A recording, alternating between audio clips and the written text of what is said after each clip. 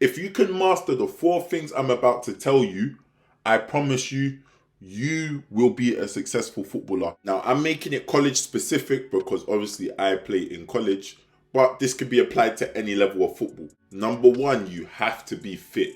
Listen, the college season is short, it's intense, and it's about winning. Coaches don't have time to make you fit. You best come fit. Now, unless you're just super, super good, which is like 10%, maybe even less, 5% of footballers, or unless you're a player that is effective without running, so you're basically Pirlo, which you have to be able to last 90 minutes at a high intensity, especially if you're going to play in big colleges or very competitive colleges. You're going to have to, it's a must, you're going to have to be able to play at an intense, super intense level for the whole 90 minutes. Number 2, make sure you can play off 1-2 touches. If I'm right, there's like 250, maybe even more than 250 Division 1 schools.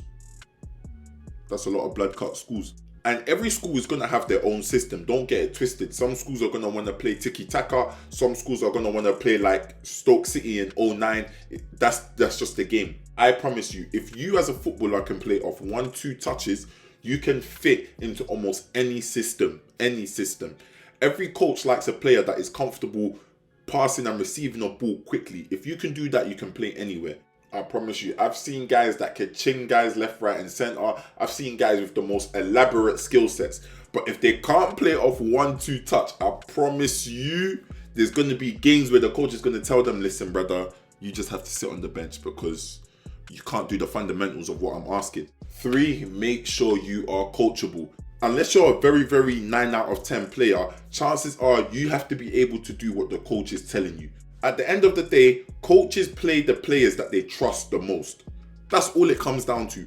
Now, trust comes in different ways, shapes, or forms. It could be he knows you're going to score. It means he knows you're going to die on the pitch. It means he knows that you're going to create an assist. The trust from coach to each player is different. But moral of the story for the 100th time, coaches want players who they can trust. A coachable player is a guy that can understand what the coach is asking him to do and go and do it. Anyone that's played soccer for a decent amount of time, I'm sure you can think of a player whose skill set was just not like decent, average, like nothing special. But his understanding, his smartness, his ability to do what the coach wants means he's going to play every single week. My man's going to give you 7 to 8 out of 10 every week. As a player, you have to be able to do what your coach wants you to do. You can be a great attacker, but if you cannot press and you're on a pressing team, chances are you're just not going to play. And that's what I mean by being coachable. Can you understand what your coach is telling you to do and do it? Last but not least, do what makes you good as a soccer player. Do what you're good at. Everyone has something that makes them good, that makes them useful on a soccer field. I will use me for an example. Wow, I'm really saying soccer. Let me use me for an example.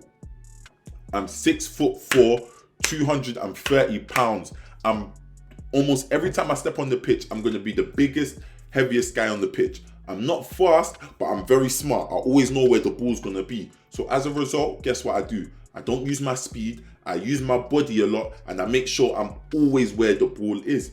I play to my strengths, which is why I've been able to play.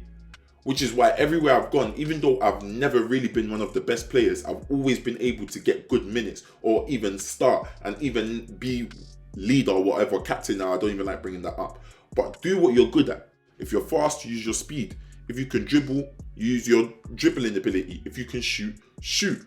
Don't try to do things you're not good at. The stuff that you're not good at, leave that to off season.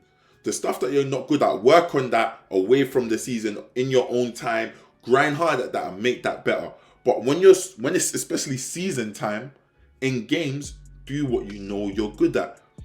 Now to summarize, if you want to be a successful footballer at any level, you will do these 4 things. 1, make sure you're fit.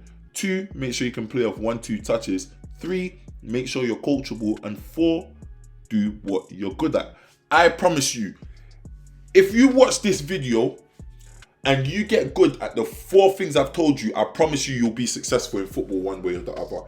If you're, Jesus name, nothing bad happens to you and you find good company, because sometimes things in life just don't work out. Successful players at any level can do those 4 things. If they can't do all of them, they can do at least 2 to 3 of them to a very high level, innit?